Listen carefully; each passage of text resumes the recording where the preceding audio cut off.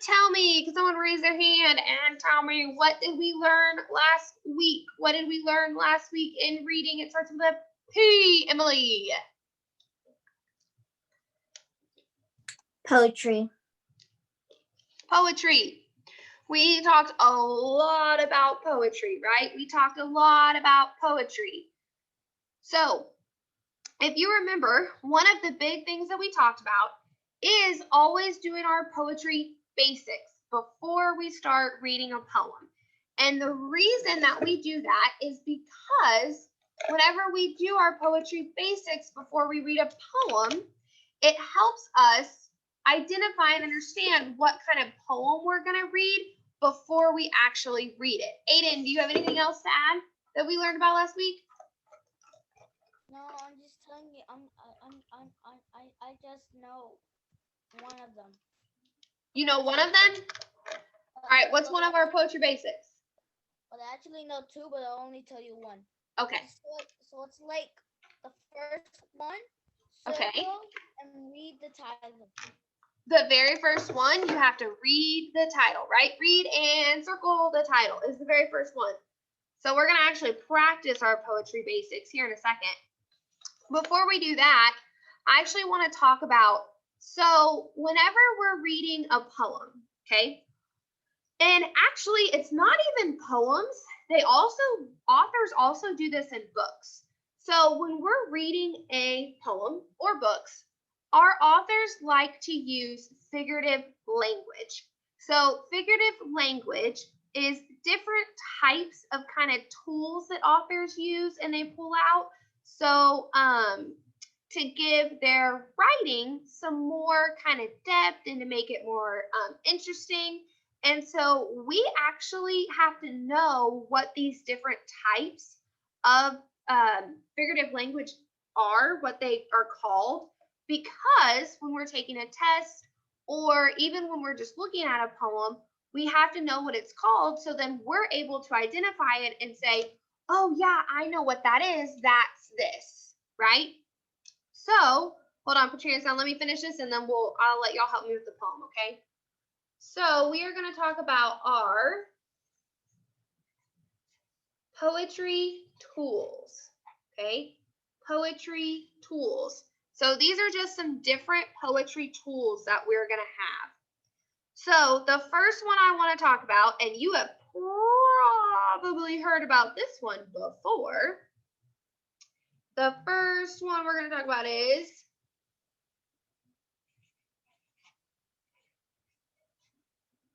imagery. Raise your hand if you've heard of imagery. Raise your hand if you've heard of imagery. Nobody? Oh, I know you've had to heard of imagery at some point.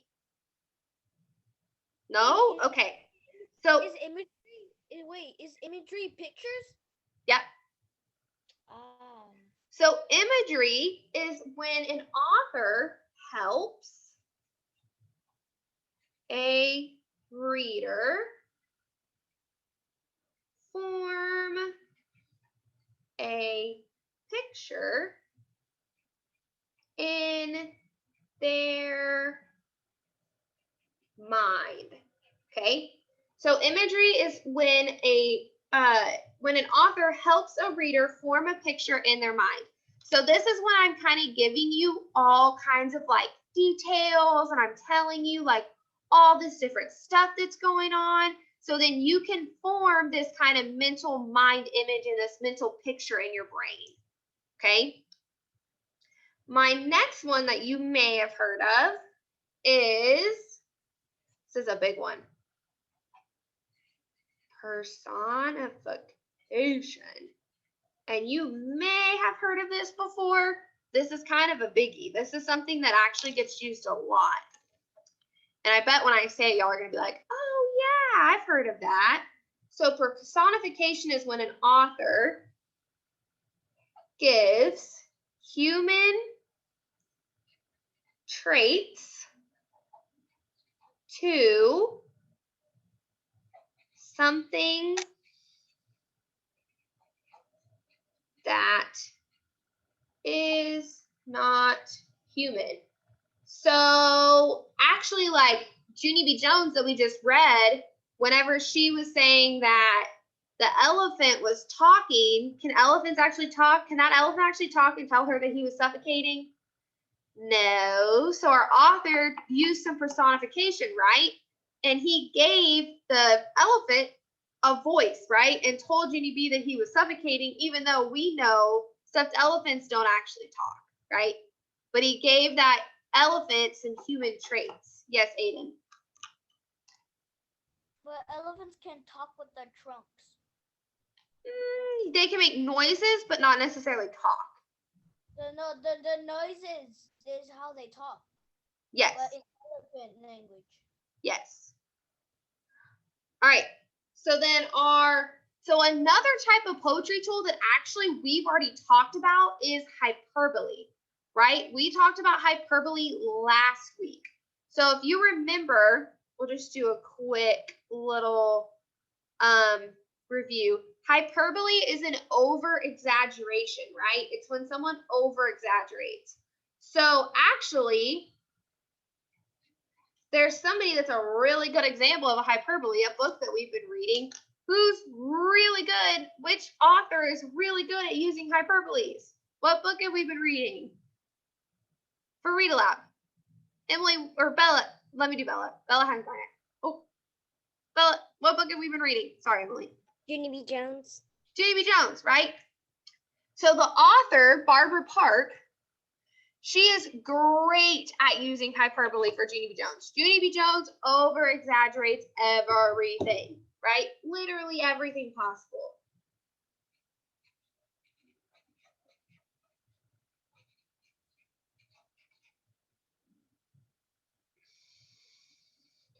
Okay, so we have 2 more that we're going to talk about, and you may have actually heard of them.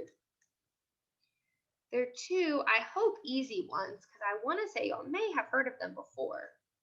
Simile and metaphor. Anybody? Have y'all heard of these? Simile, metaphor, maybe? Emily, have you heard of simile, metaphor? Simile is a part of speech. Uh-huh. So simile is a part of a speech. So a simile is when you are going to compare using like or as. So if I say like or as. So I may say, this book is as heavy as an elephant. Was my book really that heavy? Probably not, right? But I'm using a simile. I'm saying this book is as heavy as an elephant. Or I may say it's raining like the sky is crying, right? So simile is when you're comparing something. You're comparing, so I would be comparing somebody crying to it raining, or I would be comparing a book to an elephant, okay? So even though those are kind of hyperboles, they're over exaggerations of something, I'm still using a simile to compare 2 things. All right, and then our last one is metaphor. So a metaphor is saying that one thing is something else.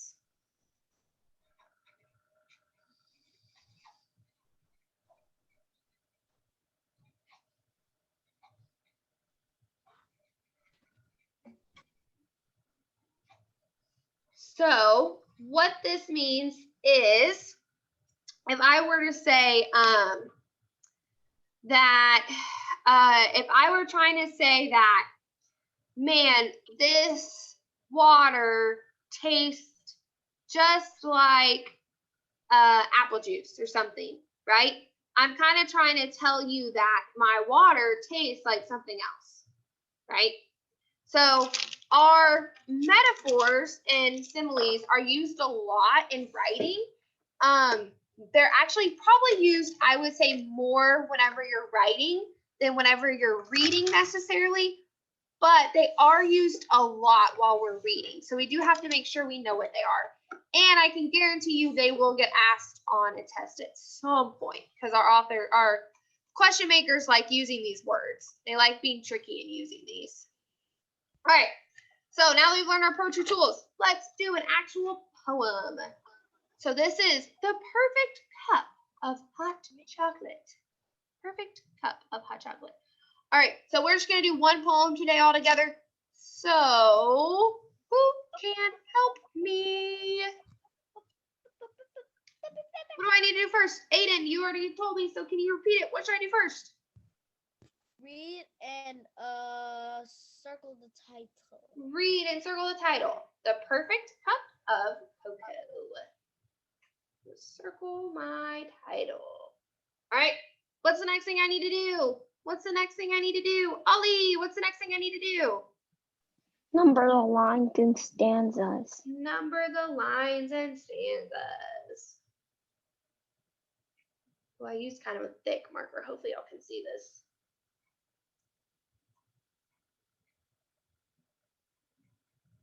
Okay.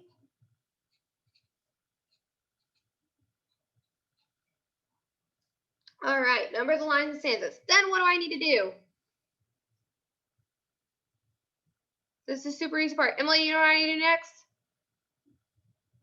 Read the poem. Read the poem. Also, I'm sorry, I drew the line, like I double tapped and Oh, you're good. I was And trying it's to line swipe on off there. hair. You're good. It's okay. It's at the bottom, so I can't really see it. The perfect cup of cocoa. The perfect cup of cocoa is rich with chocolatey and always warm, but not too hot. A steaming chocolate sea. The surface is enclosed beneath a thick marshmallow mound, which melts into a gooey cloud without the slightest sound. A whipped cream swirl extends beyond the surface of the cup, and chocolate sprinkles add the perfect touch to dress it up. The perfect cup of cocoa is like an old best friend. It's warm, it's sweet, it's such a treat, and yummy till the end. All right, what's the next thing I need to do, Bella? Well, you forgot to do one. Oh. You have to think about it, the story before you read it. Think about what. Well, no, remember, you don't think about it till at the end. We did that before at the beginning. Oh, well, okay, it's supposed to be at the end. That's supposed to be after you read the poem. Because you can't really think about the poem until after you read it, right? You kind of got to read it before you can say what it's about. One time you did it before. Okay, I might have. There's a good chance that could have happened. I know. Raiden, what's the next thing I need to do? Circle the rhyming words. Raiden, can you give me one of the rhyming words?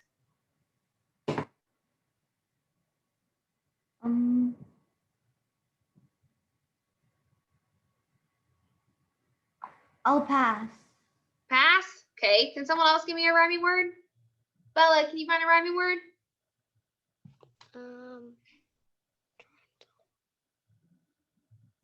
Stanza 2.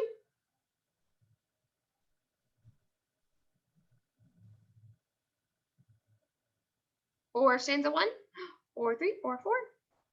I know one. Okay, hold on. Hold on. Let me let Bella try first.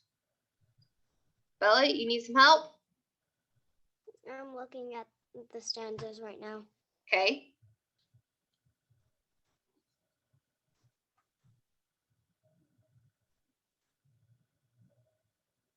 You got 5 more seconds and I'm going to move it on. Friend and end on stanza 4. Stanza 4. Friend and end. Good. Okay. What's another one, Ollie? Mound and sound. Mound and sound. Where is sound anyway? Mound and sound. Is there another one? I was looking for mound. I know. Aiden, you have another one? Up and cup. Up and cup. Aiden, make sure you're muted until I call on you, friend. All right, stanza 1 has one, but it's kind of tricky. Emily, do you know what it is? Chocolatey and C. Chocolatey and C. I knew that I know from the those beginning. don't necessarily sound like they rhyme, but if you say it, chocolatey C, right? kind of rhyme. You have to make sure you kind of say it the right way to hear the rhyme. Okay? All right, Bella, now what do I need to do? Think about the poem. I'm going to think about the poem and I'm going to write about it, right? So, can someone tell me, what is this poem about? What is this poem about? Emily, what was this poem about? Someone saying that they had a really good, aka perfect cup of cocoa. About someone having a perfect cup of cocoa, right? It's about someone having a perfect cup of cocoa. All right, so I want us to think about our poetry tools that we just talked about. So this poem uses a lot of one of these. Which one do you think it is? Which one does this one use a lot of? Aiden, which one do you think it is? Imagery. Imagery, right? It helps a reader form a picture in your mind. So when I'm telling you the perfect cup of cocoa is rich and chocolatey, it's warm, but it's not too hot. A steaming chocolate sea. What you're seeing is in your head, you're like, oh, I see this like cup and it's got chocolate in it and it looks amazing, right? You're forming this mental image in your mind. So it's lots of imagery. What else? There's also something else that the author does. What's one of the other ones? It's my one that starts with an M. My one that starts with an M. Bella? The last one. The last one, metaphor, right? Saying one thing is something else. So think about right here, which melts into a gooey cloud. Well, so can your marshmallows actually become a cloud? Is that a thing? Can your marshmallows actually like float up into the sky and become a cloud? No, right? But our author is using a metaphor. He's saying, well, that's kind of what it looks like though, right? It looks like it's floating into a gooey cloud.